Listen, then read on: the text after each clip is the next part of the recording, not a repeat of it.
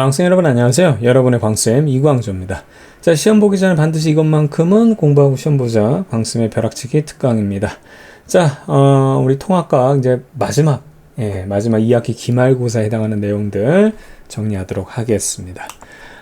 우선 첫 번째로 이제 진화와 변이에 대한 내용 살펴보는데요. 어렵지 않은 내용이에요. 특히 진화와 변이, 이제 선생님도 이제 교직에 오래 있다 보니까 이제 요 어떤 시기적인 기간 이런 것들이 좀 가물가물하긴 한데, 혹시 여러분들이 포켓몬스터 세대라면, 혹은 포켓몬스터 세대보다 더 이제 좀 더 뒤늦게 태어났겠지만 그래도 포켓몬스터를 봤다면 이 진화에 대해서는 오히려 빠삭하게 알고 있다. 이렇게 생각을 하고 있습니다. 포켓몬스터, 옛날에 학교에서 어떤 친구가 초등학교 때 가지고 있었던 책이라고 포켓몬스터 대백과라는 걸 보고 있길래 옆에서 잠깐 한번 봤거든요. 그 작가가 거의 천재더라고요. 그 캐릭터 하나를 만드는 것도 어려운데 그 캐릭터마다, 그 캐릭터도 뭐 수도 엄청나고, 그리고 거기가 그 캐릭터들이 무슨 1단계, 2단계 막 이렇게 3단계 막 진화하는 것들을 다 이렇게 그려놓고 막 설명해놓고 했는데 보통 사람 아니더라고요. 어쨌든 그거예요. 포켓몬스터 진화랑 똑같은 진화입니다. 그래서 진화를 보면 이제 차이점 뭐냐면, 진화에는 굉장히 중요한 포인트가 있어요. 뭐냐면 이제 생물이 변하는 거예요. 피카츄가 라이츄로 변화하고 막 이렇게 변화하는 거죠. 그런데 중요한 게 이제 아주 오랜 시간이 걸린다는 거예요. 요거를 우리가 이제 놓치면 안 된다는 거죠. 뭐 자고 일어났더니 진화가 되고 이런 거 아닙니다. 정말로 오랜 시간 동안 이루어진 생물의 변화 과정이다. 그 결과는 뭐냐면 이제 생물들의 이제 생물종의 다양성, 이렇게 다양화되는 거고, 대표적으로 여러분 교과서에는 이제 고래가 처음엔 육지동물이었는데 얘가 이제 뭐 물을 좋아했나 봐요. 기어 들어가다가 이제 물속에서 살게 됐다. 이제 이런 식으로 진화에 대한 얘기가 나오죠. 근데 이제 그 진화의 원리가 이제 중요해요. 어떻게 해서 이렇게 육지동물이 물속에서 어떻게 숨 쉬면서 사느냐? 걔 숨 못 쉬어요. 그래서 바깥에 나와서 숨 쉬는데, 그 바깥에 나온다는 게 육지로 나온다는 게 아니고 물 바깥으로 나온다, 그 얘기입니다. 그래서 그 얘기를 이제 다윈의 자연 선택설로 얘기할 거예요. 그래서 이 부분을 이해하는 게 제일 중요합니다. 자, 한번 볼게요. 자, 변이라는 건 뭐냐면 같은 종 안에서, 그쵸? 형질의 차이. 형질이라는 건 뭐라 그랬어요? 선생님이 중학교 때부터 강조했지만 그냥 형태와 성질. 그래서 여러분 형질이 유전된다 그랬죠? 그래서 여러분 외모도 부모님 닮지만 성격도 부모님 닮아요. 그래서 그냥 형질 이렇게 생각하면 되겠고, 그래서 같은 종안이기 때문에 무당벌레 안에서 무늬들이 다른 애들이 나오고, 같은 사람이지만 뭐 우리 뭐 황인종, 백인종, 뭐 흑인 뭐 이런 식으로 피부 색깔 다르죠? 뭐 그런 식으로 그렇게 변이가 일어난다. 근데 갑자기 일어난 변이는 이제 돌연변이라고 해서 여러분 많이 들어본 그런 내용일 겁니다. 그래서 그 변이. 그래서 이 변이들이 누적이 돼서 결과적으로는 뭐가 되냐? 결과로는 이제 진화가 됐다, 이렇게 하는 거죠. 그래서 변이는 진화의 원동력이다. 변이가 되다 보면 진화가 되는 겁니다. 그러니까 피카츄가 라이츄 될 때 결과적으로 변하잖아요. 그래서 그 변이에 의해서 이제 최종 결과가 나왔잖아요. 그러면 걔가 진화됐다고 얘기하는 겁니다. 그래서 변이에 의해서 진화됐다. 이렇게만 기억하면 돼요. 됐죠? 그럼 이제 어떻게 해서 이게 진화의 원리를 여러분 살펴봐야 되겠죠? 이게 자연 선택설이에요. 이거는 딱 한마디로 적자 생존입니다. 그러니까 여러분 적자 생존하면 굉장히 뭐 안 좋은 의미로 생각하는데 그게 아니고요. 환경에 적합한 자가 살아남는다는 거예요. 살아서 존재한다. 바로 이거죠. 적자 생존. 그래서 여기 보면 첫 번째 기준은 뭐냐면, 우선은 변이가 일어나요. 그래서 다양한 형질의 개체가 나옵니다. 똑같은 사람이라도 별의별 아이들이 다 튀어나오죠. 뭐 생긴 게 뭐 이렇게 생긴 애도 나오고 저렇게 생긴 애, 키 큰 애, 뭐 키 작은 애, 뭐 다양한 애들이 나온다 이거예요. 이거 기린으로 얘기해야 되겠다. 우리 이제 기린이 대표적인 얘니까. 그래서 다양한 기린이 나와요. 키 작은 기린도 있고 키 큰 기린도 나오고 뭐 다양하게 나오는 겁니다. 이게 바로 변이에요. 그 다음에 얘네들이 생존 경쟁을 한다는 거예요. 얘네들이 이제 어떤 주어진 환경에서 살아가기 위해서 경쟁을 할 수밖에 없는데, 그때 그 환경에 대한 걸 보게 되면 이 높은 나무에 이제 잎을 두고 서로 이제 잘 먹으려고 하는 거예요. 그렇죠? 그럼 아무래도 우연히 작은 애도 있고 큰 애도 있지만 키가 큰 애가 유리하죠. 그렇죠? 이렇게 유리한 거예요. 그럼 이런 유리한 애들은 어떻게 되겠어요? 나중에 또 여기 뭐 이게 수컷이라고 하면 암컷도 키 큰 애가 있으면 그런 키 큰 애들끼리가 더 이제 영양 상태가 좋고 잘 먹으니까 그럼 그런 애들이 짝짓기해서 새끼를 난단 말이에요. 그럼 그 새끼는 바로 뭐냐면 얘가 키 큰 애에 대한 유전자를 갖고 있기 때문에 물론 100%는 아니지만 키 큰 아이들이 또 키 큰 기린들이 태어날 가능성이 높죠. 그걸 우리가 바로 뭐냐면은 자연 선택이라고 하는 거예요. 그래서 키 큰 유전자를 갖고 있는 애들이 번성을 한다. 그게 환경에 적합한 애들이 살아난다. 적자산종이 되는 거고, 반면에 여기 키 작은 애들은 뭐 영양 상태가 안 좋으니까 뭐 결혼 못 하겠죠. 그래서 자기 후세를 남기질 못해요. 그러니까 얘네들이 사라지게 되다 보니까 결과적으로 키 큰 유전자를 갖고 있는 애들이 번성하더라. 그래서 나중에 놓고 보면 원래 기린은 키 작은 애들도 있었고 키 큰 애들도 있었는데 키 작은 애들은 결과적으로 적자 생존에 의해서 사라지고 키 큰 애들만 남았더라 해서 그게 진화가 됐다고 얘기하는 겁니다. 그래서 이 환경에 유리한, 살아가기에 유리한 형질이 발현됐다고 얘기하는 거예요. 그걸 우리가 자연 선택이라고 하는 거죠. 그래서 여러분 용불용설 이런 게 잠깐 나오는데 아빠가 열심히 운동해가지고 막 근육질 됐어요. 그럼 자식도 근육질이 될까요? 절대 아니에요. 그러니까 획득 형질은 유전이 안 돼요. 그러니까 기본적으로 유전자를 갖고 있는 것은 유전이 돼요. 근데 나중에 그 유전자 외에 그게 발현된 게 아니라 여러분들이 살아가면서 후천적으로 뭐 노력을 해서 얻어가는 거 있죠? 그렇죠? 얻은 것들, 그런 것들은 유전이 안 되는 겁니다. 그래서 이런 기린 같은 경우는 환경에 살아나기 적합한 요런 유전자를 갖고 있는 애들이 어떻게? 그렇죠. 이렇게 해서 진화가 된 거, 요거 얘기를 하는 거죠. 만약에 기린이요, 바닥에 있는 어떤 먹이를 먹겠다 그러면은 키 큰 애들은 이거 다리가 너무 길어가지고 막 숙여서 먹기 힘들겠죠? 그럼 얘네들은 다 죽을 거고, 짝짓기 못하고 해서 이제 새끼를 못 낳을 거고, 작은 애들은 유리할 거란 말이에요. 그럼 그 작은 애들이 계속해서 번성할 것이다. 그래서 기린은 키가 작다. 뭐 이런 식으로 돼서 이렇게 자연 선택이 됐다. 키 작은 애들이 선택됐다. 이렇게 가면 되는 거예요. 개념 이해되죠? 예, 그것만 여러분 잘 알아두면 뭐 어떻게 문제가 나와도 어렵지 않게 해결할 수 있을 겁니다. 자, 그래서 진화의 원리 다시 한번 얘기하면 여기 종류가 기린 대표적인 거 나오고요. 그 다음에 갈라파고스 제도의 섬에 나오는 요 새들의 부리 모양. 그렇죠? 그래서 이게 핀치새의 부리 모양 이것도 나오니까 요거 선생님이 소개하고 넘어갈게요. 이것도 자연 선택이에요. 그래서 적자생존인데 발음이 안 돼. 적자생존인데 우선은 변이라는 거는 우선은 덮어놓고 낳다 보면 별의별 애가 나타난다는 얘기예요. 여러분 부모님이 이제 여러분들을 낳잖아요. 그럼 여러분의 형제들도 보면 다 다르게 생겼다는 거죠. 뭐 키 큰 애도 있고 키 작은 애도 뭐 다양한 애들이 나온다. 그런데 그 환경에 의해서 생존 경쟁이 일어나고 그때 그 환경에 적합한 자가 자연 선택됐다고 하는 겁니다.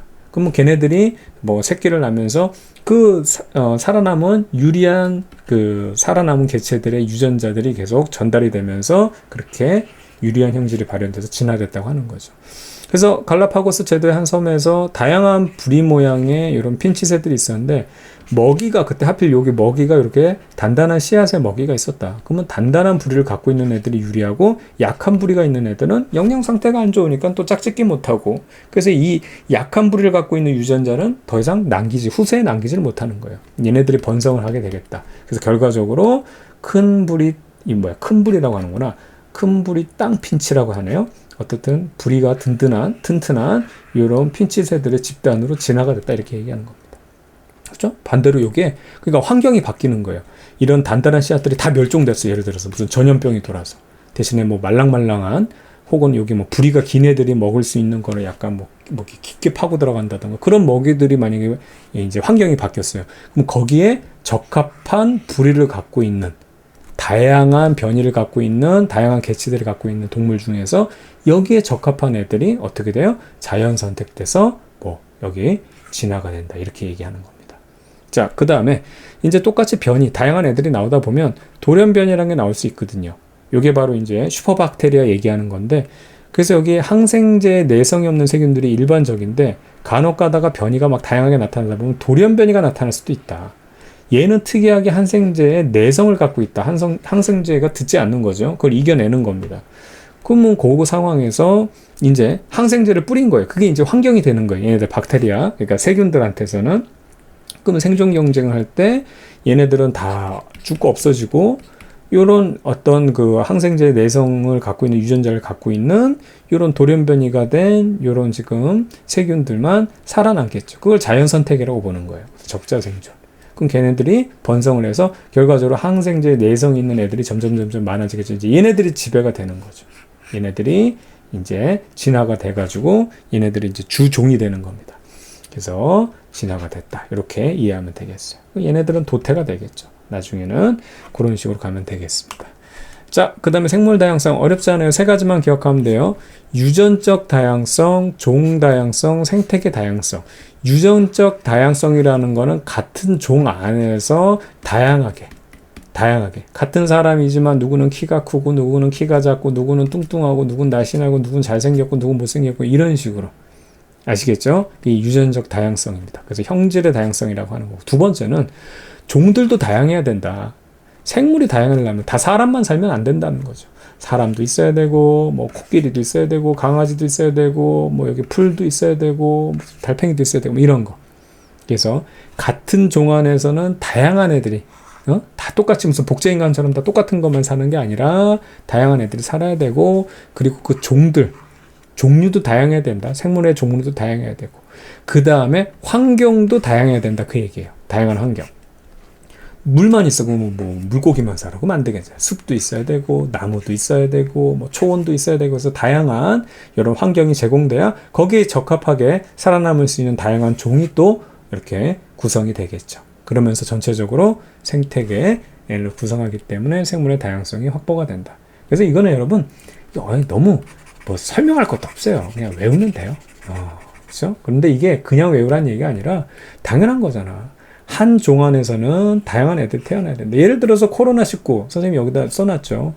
여러분 코로나19도 이거에 대한 그러니까 쉽게 말하면 내성을 갖고 있는 면역을 갖고 있는 사람이 있어요. 똑같은 사람 안에서 누구는 다 막 코로나 걸리는 안 걸리는 사람이 있단 말이야. 그런 식으로 다양성이 있어야지만 전멸을 안 해요. 그러니까 전염병이 확 돌아도 살아남는 사람들이 있어. 그럼 그 살아남는 사람들이 또 나중에 뭐 번식을 한다는 거죠. 아까 봤잖아. 아까 그 슈퍼박테리아, 그쵸? 그런 것들, 그 항생제 내성 있는 거. 그게 바로 이거예요. 이런 식으로 다 똑같아 봐. 만약에. 그럼 항생제 내성 있는 애들이 없어. 다 똑같아서. 그럼 뭐 항생제 한번 풀리면 걔들 다 죽는 거지. 무슨 얘기인지 아시겠죠? 그 다음에 다양한 종들이 있어야 되겠고, 환경도 다양해야 된다. 이거 뭐, 그쵸? 어렵지 않습니다. 그래서 생물 다양성의 중요성, 아까 선생님이 얘기한 것처럼 멸종 확률이 낮아지는 거예요. 유전적 다양성이 있어야지만 환경 변화에 대한 적응력이 높아진다. 죽을 애는 죽겠지. 만약에 그런 어떤 환경이 확 변했을 때. 근데 그게 다양하다 보면 유전적 다양성이 있으면 참 그 와중에도 그냥 악착같이 살아남는 애들이 있단 말이죠. 그걸 환경 변화에 대한 적응력이 높다라고 표현하는 거고 종도 다양해야 된다. 그렇죠? 그래가지고 이제 먹이의 다양성 같은 경우 그냥 우리가 이제 어떤 먹이가 그냥 천편일률적으로 똑같다 그러면 어느 한 종이 멸종하면 나머지 연쇄적으로 다 멸종하거든. 그렇죠? 그래서 종이 다양해야 예를 들어서 뭐 달팽이도 먹고 개구리도 먹고 뱀도 먹고 막 이런 식으로 해가지고 어떻든 살아남을 수 있다 그 얘기예요. 그 다음에 생태계 다양성 똑같은 얘기입니다. 유전적 다양성과 종 다양성을 다 합쳐서 이걸 유지할 수 있다. 이렇게 정리하면 되겠고요. 자, 생물 다양성의 감소 원인 보면은 이건 뭐 너무 쉽죠. 4가지니까 시험 문제 내기도 그냥 한 문제 보너스로 주는 겁니다. 서식지 파괴하는 거. 그 다음에 뭐 불법 포획이라든가 남획 너무 많이 잡는다던가 아니면 불법으로 잡는다던가. 외래종 도입.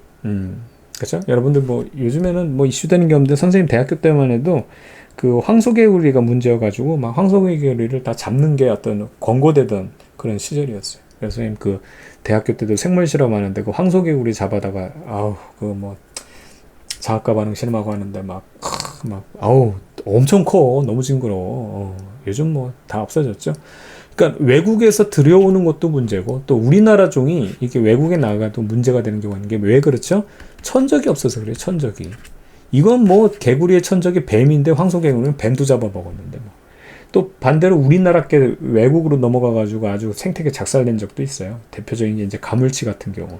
가물치가 그냥 어떻게 이게 수입업자들이 이걸 막 가져가서 그런 가능성이 높겠지.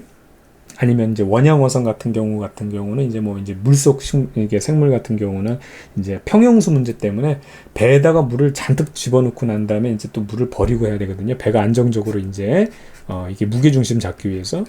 그러면 이쪽 나라에서 막 이제 물을 잡으면 여기에 생명체들이, 그러니까 생물체들이 사는데 저쪽 나라에 가가지고 이 물을 다 버리게 되면 이게 외래종들이 본의 아니게 이게 쉽게 말하면 도입이 되는 경우거든. 그래서 예전에 가물치가 일본하고 뭐 이런데 미국 가가지고 그냥 거기 생태 그냥 쑥밭으로 만들었거든요. 예, 다 박살냈어요. 뭐 베스 이런 것도 잡아먹고 이래가지고. 어떻든 그런 일이 있었고, 뭐 이건 얘기 안 해도 되겠죠. 환경오염 뭐 이런 식이고요. 자, 생물 다양성 보존 방안. 이래서 사회적 수준이 있고, 이거 읽어보면 돼요. 읽어보고 이런 방안이 있습니다. 그럼 이건 사회적이구나. 이건 나라에서 나서서 하는구나. 국가적 수준. 그 다음에 세계적으로 우리가 무슨 협약을 맺어서 하는구나. 읽어보면 그냥 답 찾을 수 있으니까 그냥 눈으로 한번 보고 넘어가면 됩니다. 되겠죠? 좋아요. 자, 그 다음에 생태계가 어떻게 구성되어 있느냐 해가지고선 생물적 요인과 비생물적 요인이 있어요. 생물적 요인은 말 그대로 생물이고, 비생물적 요인은 환경이 얘기하는 거겠죠. 그래서 이 생물적 요인은 결과적으로 다양한 생물들이 있어요. 뭐 종다양성이니 우리 방금 했잖아요. 다양한데 그거를 크게 세 개로 나누면 생산자가 있고요. 여기 보면 풀떼기 같은 것들, 광합성하는 애들. 그거 먹는 이제 소비자들. 그쵸? 소비자가 있고. 그러면 여기 이제 소비자가 있고, 그 다음에 토끼를 잡아먹는 무슨 뭐 호랑이가 있다 그러면 이제 2차 소비자, 뭐 3차 소비자 이렇게 나오는 거고. 그 다음에 얘들이 죽었을 때 다시 분해해가지고 다시 자연으로 환원시키는 분해자들이 있죠. 그쵸? 바로 이렇게 세 가지가 있고. 비생물적 요인으로는 환경이죠. 그래서 빛, 물, 공기, 토양, 온도 해가지고 그냥 모든 환경적 요인은 그냥 비생물적 요인이다. 생물적 요인이 아닐 비자, 아니란 얘기예요. 됐죠? 그 다음 생태계 구성을 보게 되면 우선 개체. 일반적인 개체가 있고. 개체, 군은 집합군이에요. 그래서 우선 하나의 종으로 예를 들어 토끼 한 마리, 그럼 개체예요. 그럼 토끼들 하면은 개체군이에요. 근데 토끼뿐만 아니라 개들, 고양이들, 무슨 호랑이들 이러면 그 군들의 집합이다 해가지고 군집이라 그래요. 아시겠죠? 다시 한번 개체, 그다음 개체들이 모이면 개체군, 그러면 군들이 모이면 군집이라고 한다. 집단, 군들의 집단. 그리고 걔네들이 모이면 결과적으로 생태계가 된다. 이렇게 정리하면 됩니다. 자, 이것도 한 문제거리 나올 수 있는 내용이니까 정리해두면 되겠고요. 그 다음에는 이제 생물적 요인과 비생물적 요인이 서로 작용과 반작용 해가지고 서로 영향 미친다는 거예요. 여기서는 문제가 어떤 게 나오냐면 주로 이게 환경에 의해서 생물이 영향받은 게 이제 주로 나오고, 생물에 의해서 환경이 영향받는 거는 뭐 좀 중요도가 떨어집니다. 그리고 이게 뭐 특별한 예시도 없어서 그냥 이게 적당하게 뭐 말 맞는 것들 그런 거 고르면 됩니다. 우선은 이제 환경에 의해서 생물이 영향받는 것은 조금 구체적으로 살펴보는데, 특히 이 빛에 대한 것이 중점적으로 나와요. 아시겠죠? 이 환경 중에서 빛에 의해서 생물이 영향받는 거 한번 보게 되면, 기본적으로 빛이 있는 쪽으로 해서 식물이 굽어 자라는 것들. 그렇죠? 그럼 환경에 의해서 식물들이 이렇게 영향을 받았다 보는 거예요. 그 다음에 낮의 길이가 짧아지는 가을에 이제 사슴들이 번식을 합니다. 이건 일조 시간과 관련이 있죠. 그러니까 결과적으로 낮의 길이가 짧아진다는 건 이제 밤이라는 얘기거든요. 그래서 예전에 EBS 할 때 한번 선생님이 방송 약간 사고가 나서, 뭐 사고까지는 아니고 중간에 PD 분이 깜짝 놀래가지고 뛰어나와가지고 촬영을 멈추더라고. 뭐냐면 낮의 길이가 짧아진 가을에 이제 번식을 한다, 사슴이. 그러면서 내가 좀 이제 여러분 기억하기 좋으라고, 사슴들도 뭘 아는 거죠, 뭐 이러면서. 그러면서 뭐라 그랬냐면 에로사슴이라고 그랬어요. 에로사슴. 근데 뭐 그 정도는 해도 되지 않나? 우리가 고등학생인데 뭐 대단한 것도 아니고, 그렇죠? 그래서 근데 이것도 방송 나가는데 큰일 난다고 선생님 안 됩니다. 그래가지고 그 부분이 편집이 됐죠. 편집이 됐는데 세상에 그게 이제 또 PD님이 또 재미는 있었나 봐요. 예, 재미있어가지고 다른 선생님들한테 얘기를 했는지 다음번에 촬영하는데 거기 분장실에서 선생님들 만났는데 에로사슴 너무 재밌었습니다. 예, 어쨌든 에로사슴 이런 일이 있었어요. 일조 시간, 빛의 어떤 양에 따라서 얘들 짝짓기 하는 거, 그것들 달라지는 거 얘기하는 거고요. 자, 잎의 두께 같은 경우도 빛의 세기입니다. 세기가 클수록 빛을 많이 받으면 아주 빛이 세기 때문에 깊숙하게 침투할 수 있기 때문에 먹을 수 있다 이거죠. 빛을 충분히. 얘가 두꺼워지는 거예요. 근데 빛이 약하면 이게 두꺼워져 버리면 이 부분은 침투가 못 하거든요. 얘 다 죽어버리는 거죠. 그렇죠? 그러니까 그때는 얇고 대신에 넓어지는 거예요.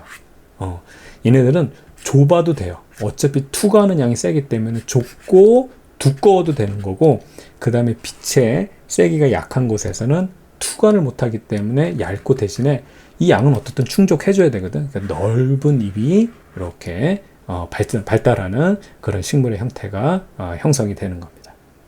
됐죠? 자, 그 다음 깊이에 따른 해조류의 분포. 이것도 빛의 파장에 따라서 되어 있는데 빛이 투과하는 깊이하고 생각하면 돼요. 이거는 색깔에 따라서 들어온 게 다르거든요. 그러니까 빨간색이 제일 깊이까지 들어가고요. 그 순서대로 빨, 주, 노, 초, 파남보에서 빨, 주, 노. 물론 여기 홍조류는 빨이고 여기 초록색은 알겠는데 갈조류는 선생님 애매한데 근데 그냥 주황색으로 생각해요. 그럼 돼요. 빨, 주, 노 이렇게 생각하면 됩니다. 되겠죠? 그 다음에 이제 반대로 이제 생물이 환경에 영향을 주는 거 한번 읽고 넘어가면 되는데 숲이 울창해지면 지표에 도달하는 빛의 세기는 당연히 가려지니까 약해지겠다. 뭐 이 정도. 그렇죠? 그렇게 한번 보면 당연하게 여러분들이 전혀 생각을 안 해봤어도 시험장에서 그냥 문제 읽어보고 바로 답할 수 있는 그 정도. 그러니까 이런 부분은 뭐 선생님이 여기서 정리를 하고 있긴 하지만 상식적으로 접근해도 다 맞습니다. 그래서 어려운 내용들이 아니에요. 됐죠? 자, 이번에 환경이 또 생물에게 영향 주는 것 중에서 온도 부분 체크해 보겠습니다. 온도 떨어지면 겨울잠 자는 개구리.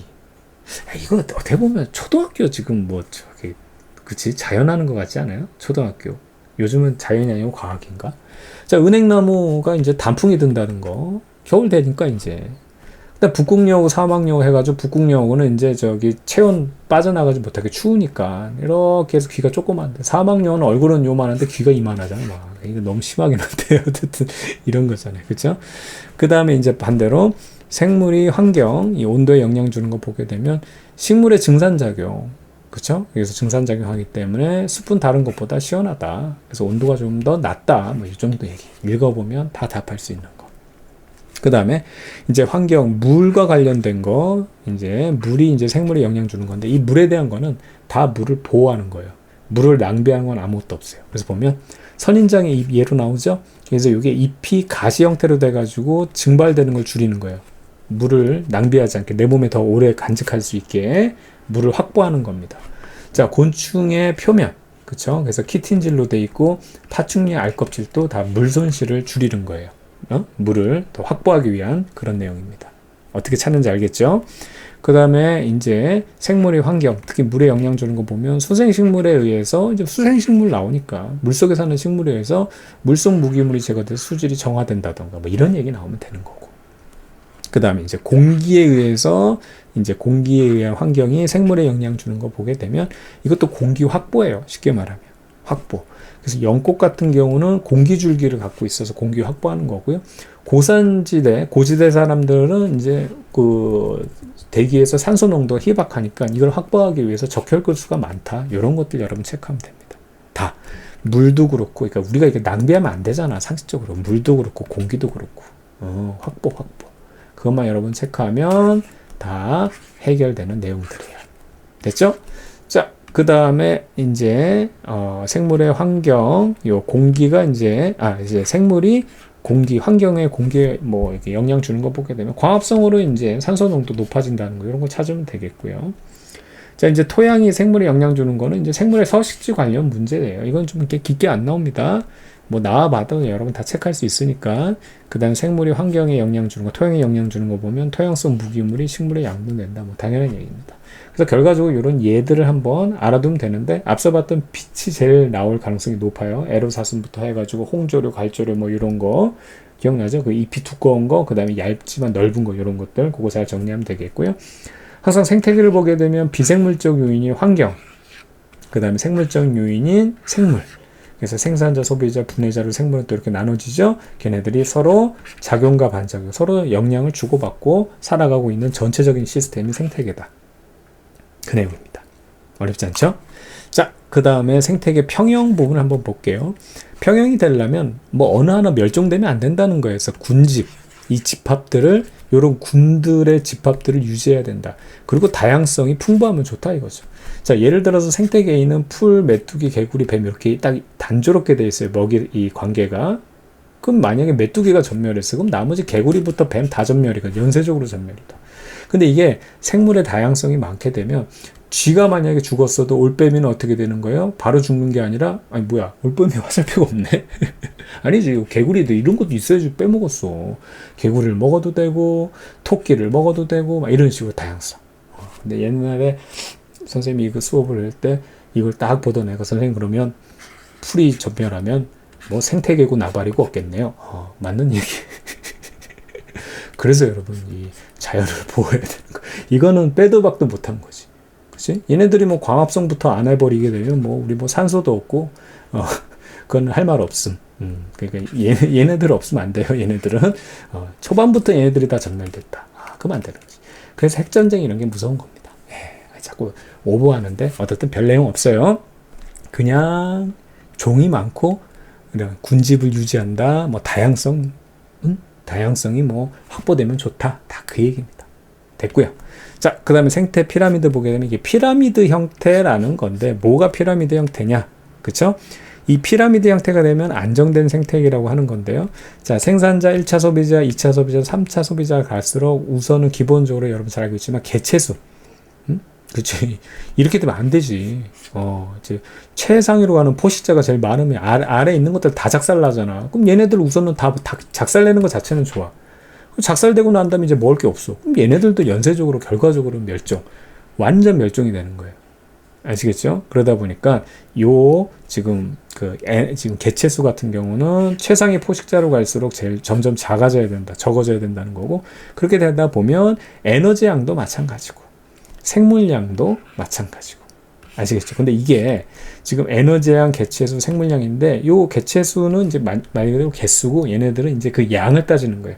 풀 같은 경우도 그 양을 다 묶어서 보게 되면 개체수가 많기 때문에 그 양 자체는 제일 아래가 많고 그 다음에 이제 3차 소비자가 갈수록 줄어든다 이건데, 어렵지 않은 게 뭐냐면 에너지나 개체수나 생물량 하는데 이게 역삼각형이 되는 게 없어요. 우리가 배우는 이 내용 중에.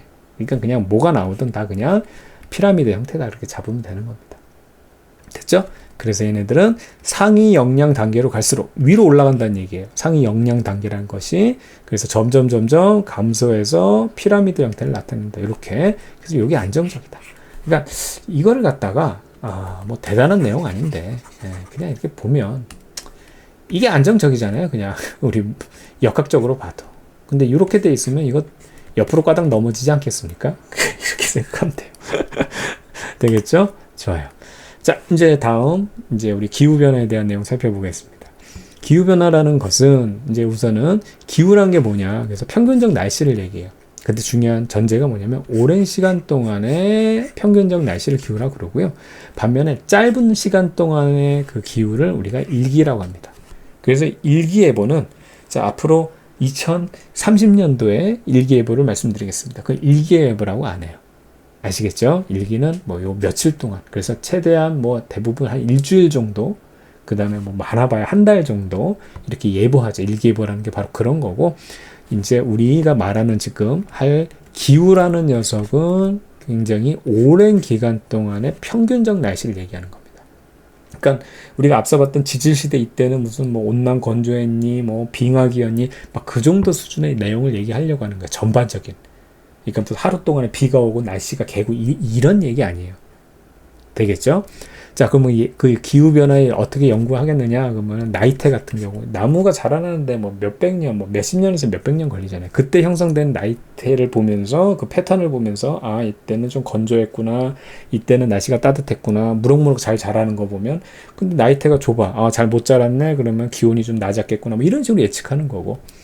빙하 시추 연구 같은 경우 비가를 파고 들어가는 거예요. 파고 들어가서 비방을 뽑아내는 거지.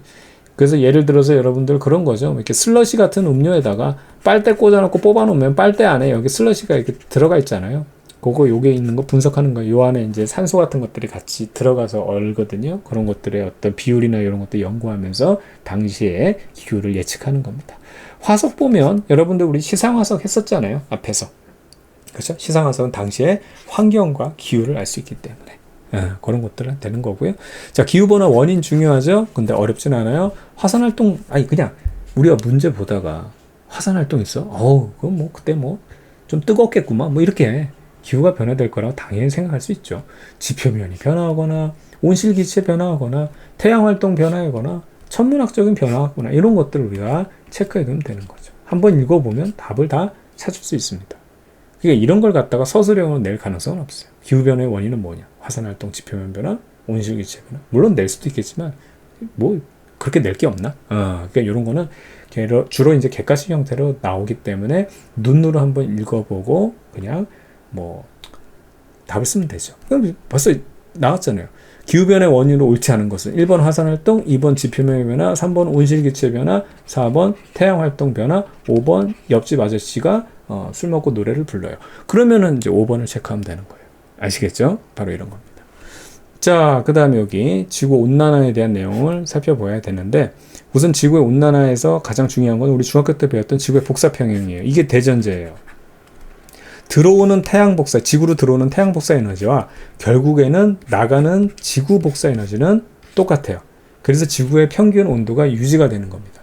아시겠죠? 그래서 요거 우리가 이제 열수지라고 하는데, 이 열을 서로 주고받는 이거 이제 수지 타산이 맞다 해서 열수지인데, 요 태양으로 들어오는 게 이제 100으로 봤을 때, 결과적으로 지표와 대기에서 반사되는 게 30이고, 그 다음에 여기 흡수되는 게, 대기 흡수되는 게 20, 지표 흡수되는 게 45 해가지고 이 자체 값들을 여러분들 외울 필요 없고요.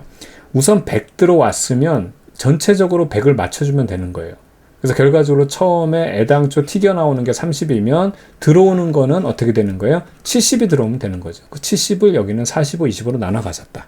그쵸? 그러니까 이런 것들은 결과적으로 이거 100만 맞춰주면 되기 때문에 요게 이제 구멍이 하나 뚫려 있으면 그 값을 여러분들이 더하기 빼기만 해가지고 하면 되는 겁니다. 됐죠? 그럼 봐봐요. 지구 복사 같은 경우도 이 상황에서 보게 되면 지구 복사는 제가 검은색으로 할게요. 얘가 이제 100이 들어왔지만 애당초 30은 바로 반사가 돼버렸기 때문에 70이 들어왔거든요. 그럼 70이 나가면 되는 거예요. 뭐 어떻게 나가든 나가면 되는 거. 아시겠죠? 그래서 이걸 이렇게 보게 되면, 이제 이렇게 끊어서 보게 되면 100 들어와서 30 나가고 70 나갔다. 이렇게 보면 되는 거고. 그러니까 구멍을 어디에 뚫는다 하더라도 그냥 더하기 빼기 해가지고 들어오는 게 100이면 다 합쳐서, 나가는 거 다 합쳐서 100을 맞춰주면 된다. 아시겠죠? 이렇게만 정리하면 되는 겁니다. 그렇게 하면 되겠고요. 그 다음에 우리가 통합과학에서 좀 중요하게 다루는 거, 요건 이제 체크를 해둬야 돼. 이건 우리 중학교 때 잘 배우지 않았던 내용인데, 이 온실효과에 대한 내용, 그 다음 온실기체에 대한 내용인데요. 이제 온실효과는 대기에 의해서 일어나는 겁니다. 이 대기가 바로 굉장히 좋은 단열재예요, 공기가. 그러니까 이게 뭐냐면, 이제 쉽게 말하면, 이 지구가 이불을 덮고 있는 거랑 똑같아요. 아니면 오리털 패딩을 입고 있는 거랑 똑같습니다. 그러니까 여러분들이 오리털 패딩 같은 게 굉장히 따뜻한 이유가 뭐냐면, 이제 오리의 이제 깃털 같은 게 공기층을 많이 이제 가지고 있을 수 있거든요. 그래서 공기가 굉장히 열을 이동에 굉장히 안 좋아요. 그래서 내 체온의 따뜻한 거를 갖고 있으면 그게 바깥으로 빠져나가지 않는 그런 역할을 해주는 거죠. 그렇죠? 그래서 바로 이런 이불 역할하고 오리털 패딩 역할하는 게 바로 대기라는 거. 그래서 지구는 대기를 덮고 있기 때문에 지구의 평균 기온이 높다라는 사실입니다. 자, 그래서 잘 보게 되면 대기가 없으면 태양 에너지, 복사 에너지가 100이 들어오면 지구 복사로 100이 나가요. 100이 들어오면 100이 나가요. 근데 이제 요게 여러분들이 많이 틀린 거기 때문에 조심하세요. 만약에 여기에 이제 대기라는 이불을 덮고 있으면 100이 들어오면은 여기서 결과적으로 100이 나가는 게 아니고 여기서 뭐 80만 나가고 20이 남아있다. 이게 아니에요. 아시겠죠? 이걸 여러분 주의해야 돼요. 요것만 주의하면 돼요. 결과적으로 태양 복사 에너지 양과 지구 복사 에너지 양은 똑같아요. 그래서 이게 제일 전제예요. 지구의 복사 평형이 전제예요. 대기가 있건 없건 지구의 복사 평형은 만족합니다. 자, 다시 한번. 대기가 없건 있건 지구의 복사 평형은 만족한다. 그러면 온실효과가 왜 일어나냐? 잘 보세요. 대기가 있으면 얘가 들어왔던 걸 바로 나가는 게, 자, 대기가 없으면 들어온 애가 바로 나가는데, 대기가 있으면 들어왔다가 한번 튕겨주고 나가요. 그러니까 요 그림을 잘 보게 되면 요 그림이 잘 나와 있는데, 우선은, 자, 3개가 들어왔죠. 요 그림, 요 개수로. 선 3개가 들어왔는데, 그 중에 하나만 직접적으로 나오고, 2개는 다시 튕기고, 그 다음에 결과적으로 2개가 나가서, 3개 들어온 게 3개 나가는 게 다 만족해요. 이게 지구의 복사 평형인데, 문제는 한번 튕기는 사이에 그만큼 시간 동안에 열을 간직하죠. 그래서 어떻게 되는 거예요? 평균 기온이 올라가는 거예요. 나가는 건 반드시 나가게 돼 있어요. 근데 이게 왜 그러냐면 한번 튀기고 나갈 때 이 튀기는 것 동안에 열이 바로 빠져나가지 못하기 때문에 그 온도가 높아지는데 얘가 계속 들어오잖아요. 그래서 또 튀기고 또 튀기고 또 튀기고 이게 튀기는 것도 연속적이기 때문에 평균 기온이 높아진다. 그 얘기입니다. 하지만 결과적으로 이 지구 복사 평형은 만족한다. 요걸 여러분들이 약간 이게 이제 쉽게 말하면 모순같이 느껴지기 때문에 요거에 대한 개념만 잘 정립하면 되겠습니다. 그 다음에 요것도 시험 문제 잘 나와요. 온실기체가 수증기, 이산화탄소, 메테인, 오존 요 정도 체크해두면 되는데 제일 많은 게 수증기예요. 여러분들이 이산화탄소는 잘 알고 있어요. 그렇죠. 온실기체. 그래서 이산화탄소, CO2를 줄입시다 이런 얘기를 많이 들어봤기 때문에 온실기체가 이산화탄소 제일 많다고 생각하는데 아니에요. 수증기예요. 그러니까 결과적으로 이 온실효과에 대한 거는 이미 이 이불 덮고 있는 대기 그리고 수증기 얘네들이 주된 역할을 하는 거예요. 그러니까 지구는 온실효과가 있을 수밖에 없어요. 원래. 근데 이제 환경오염이 심해지면서 이 기본적인 주된 애들 말고 요런 애들도 갑자기 늘어나니까 더 온실효과가 가속되겠죠. 아시겠죠? 자, 그래서 결과는 지구온난화다. 그래서 지구 표면 온도가 점점 높아지고 있다. 이렇게 해서 한 세트로 마무리하면 이 지구온난화 부분은 완벽하게 해결이 되는 겁니다. 되겠죠? 좋아요. 자, 그 다음에 위도별 에너지 균형. 굉장히 중요한 내용 중에 하나고요. 어렵지 않습니다. 잘 개념만 정리하면 돼요. 그래서 저위도와 고위도. 저위도는 쉽게 말하면 적도 부분이고요. 고도가 낮은 지역이에요, 여기. 그 다음에 고위도는 고도가 높은 이쪽입니다. 고도가 높은 북극 쪽. 그 다음에 저위도는 뭐 여기 뭐 아프리카 쪽, 뭐 이런 식으로 생각하면 되는 거죠. 적도 쪽. 그래서 저위도는 태양 복사 에너지 양이 지구를 방출하는 복사 에너지 양보다 많아요. 그래서 에너지가 과잉입니다. 그래서 여기서 보게 되면 들어오는 양이 나가는 양보다 많기 때문에 에너지 과잉이에요. 됐죠? 그런데 고위도는 태양 들어오는 것보다는 나가는 게 더 많아요. 들어오는 건 애게 요만큼 들어오는데 나가는 게 더 많아요. 근데 아까 선생님 이게 지금 지구 복사 평형이라면서요. 네, 이거를 전체적으로 봤을 땐 복사 평형이 맞아요. 근데 부분 지역적으로 보게 되면 여기는 에너지 과잉, 이쪽은 에너지 부족 현상이 일어난다는 겁니다. 그러면 여기는 에너지가 계속 과잉되겠죠? 여기는 에너지가 계속 부족이 되니까 여기는 서로 양극하게 일어나겠죠? 근데 그 상태에서 지구의 평균 기온이 유지된 이유는 얘네들의 균형을 맞춰주는 역할을 하는 게 있는데 그 균형을 맞춰주는 거는 에너지를 실어나눌 수 있는 움직이는 무언가가 필요하다는 거예요. 그 움직이는 건 바로 대기와 해수입니다. 공기와 물이 움직이면서 여기에 많은 과잉되는 에너지를 실어날라서 이쪽에 보충을 해줘요. 그래서 그나마 얘는 끝도 없이 계속 올라가지도 않는 거고요. 얘는 끝도 없이 내려가지도 그러니까는 에너지가 계속 없어지는 게 아니고 계속 퍼날라주는 역할을 한다. 그게 이제 핵심적인 내용입니다.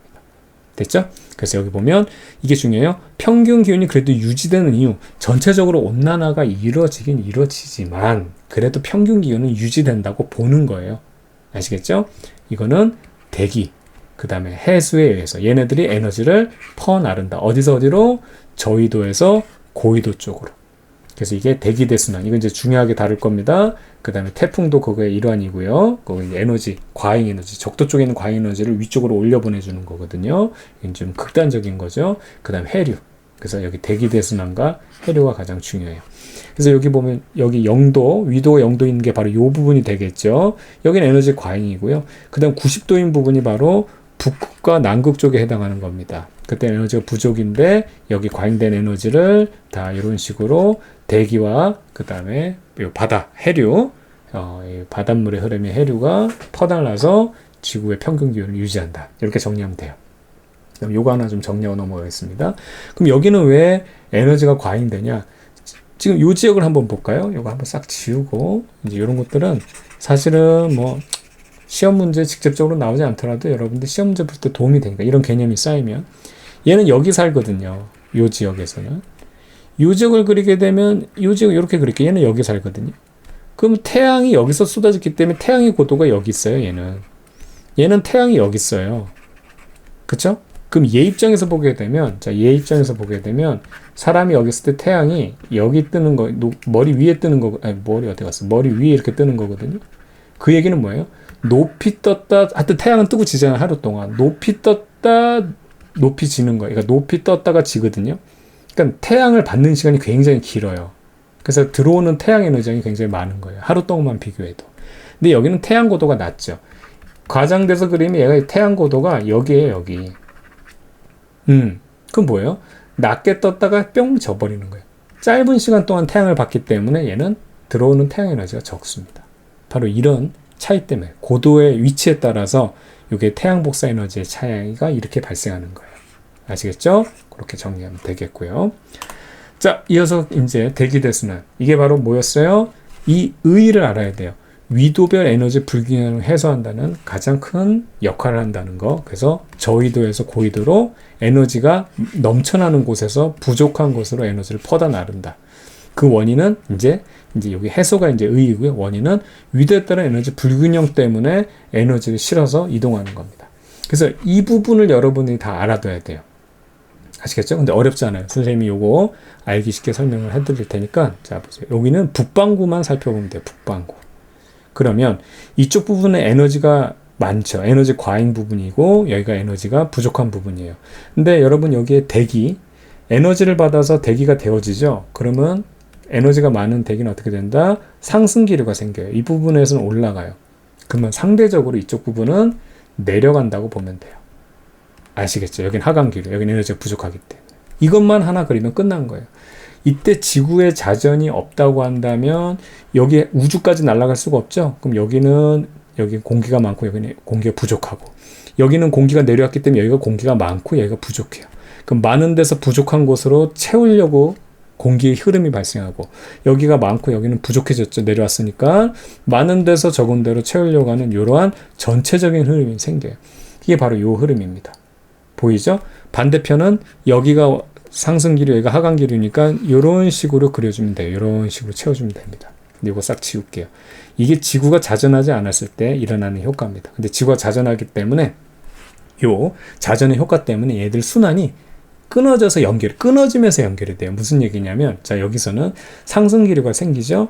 그럼 여기가 마찬가지로 채워주는 흐름이 하나 생기고요. 여기가 하강기류가 생기면 이쪽에 채워주고, 그쵸? 이쪽에 채워주고, 이쪽에 채워주는 기류가 하나 생기고, 그 중간에는 이 흐름과 이 흐름을 연결하는 톱니바퀴가 생겨요. 톱니바퀴. 그래서 여기서는 같이 돌아가지고 여기도 올라가니까 같이 돌아가지고 이렇게 큰 세 가지의 흐름이 생깁니다. 이게 바로 대기 대순환이에요. 그래서 여기서 이름을 붙였어요. 요거를 극순환, 요거를 페렐순환, 그 다음에 요거를 헤들리 순환이라고 합니다. 아시겠죠? 그래서 요것도 이게 극순환이냐 페렐순환이냐 헤들리 순환이냐 외우는 거 별로 안 나오니까, 이걸 뭐 서술형으로 쓰라는 거는 문제 안 나오니까 순서대로 1, 2, 3 1, 2, 3 이렇게 글자 3개에서 이렇게 보면 되겠고, 대신에 이 흐름을 여러분들이 그릴 수 있어야 돼요. 요거는 선생님 그리는 거 보여드렸죠? 여기 상승, 여긴 하강으로 시작해서 채우고. 그래서 요걸 갖다가 선생님이 다시 한번 그려보겠습니다. 요건 중요해요. 이걸 그려야지만 여러분들이 외우지 않고 요거에 대한 문제가 나오면 풀 수 있어요. 색깔 구분하지 않고 한번 볼게요. 우선 에너지 과잉인 부분에 상승기류 하나 그려주고요. 그 다음에 에너지가 이제 부족한 부분에서는 하강기류 그려주면 됩니다. 그러면 이제 크게 한 바퀴 돌려주면 돼요. 이 순서대로 이렇게. 그리고 보이는 곳마다 화살표를 표시해 주세요. 여기도 이런 식으로 크게 한 바퀴 돌리면 이게 대순환이거든요. 그 다음에 이 방향에 맞게 어떻게 이렇게 화살표를 표시해 주면 됩니다. 그럼 요 순환과 요 순환 사이에 요 두 개의 바퀴가 자연스럽게 잘 돌아가도록 톱니바퀴를 하나 넣어주면 돼요. 이때는 얘랑은 이쪽으로 같이 돌아가고 얘랑은 이쪽으로 같이 돌아가면 이런 방향으로 순환이 일어나죠. 그렇죠? 순서대로 극, 페렐, 헤들리 1, 2, 3입니다. 이렇게 순환이 일어난다는 사실을 우리가 확인할 수 있죠. 그럼 요걸 갖다가 이제 새 지역으로 마치 우리 그 아주머니들 파마할 때 이렇게 이거 뭐라 그러죠? 롤이라 그러나요? 고데기라 그러나요? 그거 말하는 것 같은 그런 모양인데, 이렇게 우리가 세 군데로 나눠서 보게 되면 여기서는 이제 요것만 보면 돼요. 요렇게 우리 북반구만 보면 되기 때문에 요렇게 사선을 하나 그리세요. 됐죠? 그럼 요 부분에서는 어느 방향 아래로 내려가죠? 화살표 그려주고. 그 다음에 요 부분에서는 화살표가 올라가죠? 요렇게 그려주고. 그 다음에 요 부분에서는 다시 내려가죠? 여기 내려가는 부분 보이니까 어떻게 되겠습니까? 이렇게 내려주고. 그래서 이렇게 하고 난 다음에 항상 바람의 방향을 할 때는 어떻게 된다 그랬어요?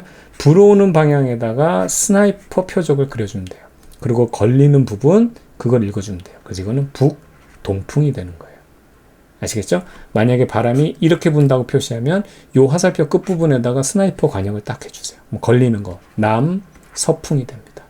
만약에 이렇게 돼 있어요. 이건 뭘까요? 그렇죠. 스나이퍼 표적을 그려주면 북쪽에서 오기 때문에 항상 바람은 오는 방향, 불어오는 방향, 북풍이 되는 겁니다. 그럼 여기는 무슨 풍이 되는 거예요? 여기서 보면 지금 여기 지금 여기 고압대라고 돼 있는 데 있잖아요. 요 지역에서는 어떻게? 북동풍이 돼요. 북동풍. 그러니까 외울 필요가 없는 거예요. 그리고 여기 이름이 무역풍이라고 합니다. 이제 북반구와 남반구가 여기서 이제 서로 무역을 한다 이렇게 생각하면 돼요. 그렇죠? 그 다음에 이 부분이 어떻게 되냐면 남서풍이에요. 남서풍. 아시겠죠? 남서풍인데 이걸 남서풍이라고 얘기 안 하고요. 우리가 편향된 서풍이다 그래서 우리나라가 있는 지역, 이 지역에서 우리는 편서풍지대라 그랬죠. 여기 편서풍이라고 하면 됩니다. 그리고 이 부분은 어떻게 되겠어요? 지금 화살표가 이렇게 오고 있으니까, 자, 이렇게 오고 있으니까 여기다 스나이퍼 화살표를 그리게 되면 어떻게 된다? 동풍이에요. 북동풍인데 여기가 극이기 때문에 극동풍이라고 한다는 거. 그래서 여기서는 여기 바람부는 화살표 방향이 되게 중요하거든요. 그 화살표 부분은 그냥 외우는 게 아니라 우리가 대순환을 그려주고 난 다음에, 그렇죠? 이렇게 대순환을 그려주고 난 다음에 짝대기 하나 이렇게만 그리고 내리고 올리고 내리고, 그렇죠? 내리고 올리고 내리고를 이용해서 이렇게 그림을 그리게 되면 여러분들 여기 있는 답을 다 구할 수 있는 거예요. 아시겠죠? 이거는 선생님도 시험 문제 풀 때 여기다가 간단하게 이렇게 그려요. 이렇게 금방 그리잖아요. 이렇게 해가지고 여기에 대한 방향, 이런 식으로 방향 그려가지고 여러분들 금방 해결할 수 있어요. 아시겠죠? 그래서 이건 꼭 연습해 보기 바라겠습니다. 자, 이렇게 해서 기본적으로 대기가 순환하는 내용을 살펴봤어요. 두 번째는 이제 해수가 순환하는 거 살펴보면 되겠죠? 그래서 보겠습니다. 그래서 해류 같은 경우는 이제 결과적으로 원인이 대기 대순환이에요. 아까 봤던 대기들이 순환하기 때문에 그 위에 이제 큰 순환이 있었잖아요. 여기 잠깐 보면 이런 순환들이 있을 때 바다가 있죠. 그럼 이 바람이 흐르는 방향에 따라서 표층 해류들이 움직이는 거예요. 바닷물이 쓸려가는 거예요. 쉽게 말하면 여기 쓸려가는 거. 되겠죠. 그거를 따져보는 겁니다. 그래서 여기 이거 아니죠. 자, 그래서 여기 대기 대순환이 원인이라고 얘기하는 거고요. 의의는 결과적으로 똑같아요. 아까 대기랑 대기 대순환이랑 똑같아요. 위도별의 에너지 불균형을 해소해서 저위도에서 고위도로 에너지 이동한다. 이렇게 돼 있는데 이건 여러분들 북반구 남반구를 동시에 받으면 돼요. 여기가 이게 적도 부분이잖아요. 보면 되는데 잘 보면 이겁니다. 이것만 기억하세요. 적도 반류라고 해가지고 요 부분 적도 반류라고 하는 요 부분만 이렇게 표시하고 나머지는 어떻게 이렇게 그 다음에 여기도 이렇게 거꾸로만 해주면 돼요. 아시겠죠? 그래서 이게 응입니다. 응 이렇게 하면 돼요. 응 이렇게. 그래서 이게 왜 반류냐면 반대로 간다는 거거든요. 이쪽의 해류 부분하고 이쪽의 해류 부분 그리고 요 반대로 가는 거. 그래서 응만 생각하면 되고 요거는 여러분 알겠지만 북반구 쪽을 기준으로 하면 시계 방향이죠. 요것만 기억하세요. 시계 방향으로 응 하면은 이쪽이 이렇게 반류 하나 표시해주고 나머지는 반시계 방향 남반구 쪽은 이렇게 해서 응 만들어주면 된다. 그 다음에 올라가는 건 다 난류고요. 난류 따뜻한 거. 내려오는 건 다 한류입니다. 올라가는 거는 다 어떻게? 지금 여기서도 여러분 헷갈리면 안 돼요. 여기서 이렇게 올라가는데 선생님 이거는 내려가잖아요. 그러면 안 돼. 남반구 쪽에서 이게 올라가는 거예요. 이쪽이 지금 적도 쪽에 에너지가 많다고. 그래서 에너지 많은 걸 퍼 올려주고 퍼 올라간 다음에 여기는 에너지 적은 게 다시 채워줄러 내려오는 거예요. 아시겠죠? 그 다음에 나머지 해류의 이름을 쓰라는 건 사실 통합과학에서 문제 내면 안 되는 것 중에 하나인데 왜냐면 그거는 세계지리 문제거든요. 여기 있는 해류가 올라가는 거 이제 북반구로만 볼게요. 올라가는 건 난류고 내려오는 거는 한류라는 것만 알면 되고요. 나머지는 지역 이름이에요. 여기는 쿠로시오 지역이다. 여기 북태평양이거든요. 여기는 남태평양일 거 아니에요. 아래쪽은. 그래서 북태평양 해류고 여기 알래스카가 있어요. 여기 알래스카 해류고 그 다음에 여기가 캘리포니아거든요. 그럼 캘리포니아 해류고 여기가 멕시코예요. 멕시코만 알려고. 그렇죠? 이거예요. 브라질이 있거든요. 브라질 해류고. 다 지역명이에요. 그러니까 이 통합과학에서는 특별하게 좀 정신 상태가 이제 뭐 희한하지 않은 선생님, 그러니까 희한한 선생님이 아니면 이거 이름 쓰라고 내지는 않을 거예요. 왜냐면 지리 문제가 아니거든요. 아시겠죠? 그래서 중요한 거는 응으로 전체적으로 한류와 난류와 한류가 이렇게 흐름을 갖고 있는 거고 그 흐름을 갖게 된 원인은 바로 에너지 불균형 때문이고 그러니까 원인은 대기 대순환 때문이고 그거에 대한 의의는 이 에너지를 불균형을 해소하기 위해서다. 이렇게 여러분 정리하면 이게 과학적인 의미입니다. 됐죠? 그렇게 정리하면 되겠어요. 자, 이제 이 내용은 많은데 어렵진 않으니까 또 이어가 보겠습니다. 자, 엘니뇨 라니냐 이제 이 부분은 여러분 어렵지 않아요. 그러니까 처음에 이해하기 어려울 것 같지만 이거는 선생님이 잘 설명드릴 테니까 이것만 기억하면 돼요. 엘니뇨와 라니냐 같은 경우는 원인이 무역풍 때문이에요. 그래서 이 무역풍이 원래 기준보다, 그러니까 평상시보다 더 세졌느냐 약해졌느냐에 따라서 이런 기후 변화가 나타나게 되는 거거든요. 자, 그래서 요거에 대한 걸 잘 살펴보는데, 무역풍 아까 봤던 거예요, 여러분. 우리 무역한다 그랬잖아요. 그래서 요 적도 주변에서 있는 요 무역풍. 그래서 여기서 보면 이렇게 지금 바람 부는 거 보이죠? 그걸 나타낸 게 바로 요거거든요. 그래서 여기서 보게 되면 이쪽 방향에 대한 것을 이렇게 우리가 2차원적으로 나타낸 겁니다. 그래서 이 엘니뇨와 라니냐는 기준이 제일 중요해요. 잘 들어보세요. 평상시에는 무역풍이 항상 이렇게 불어요. 되겠죠? 이렇게 표시가 되어 있습니다. 그때 서태평양, 즉 인도네시아 부근이 바로 이쪽이고요. 그 다음에 동태평양인 페루연안이 이쪽입니다. 근데 여기 무역풍이 꾸준하게 불기 때문에 여기 있는 해류, 요 밑에 있는 해류는 요 바람의 방향에 따라서 이렇게 계속해서 움직여요. 됐죠? 그러니까 여기 보면 이게 이렇게 그림이 빨간색으로 좀 볼게요.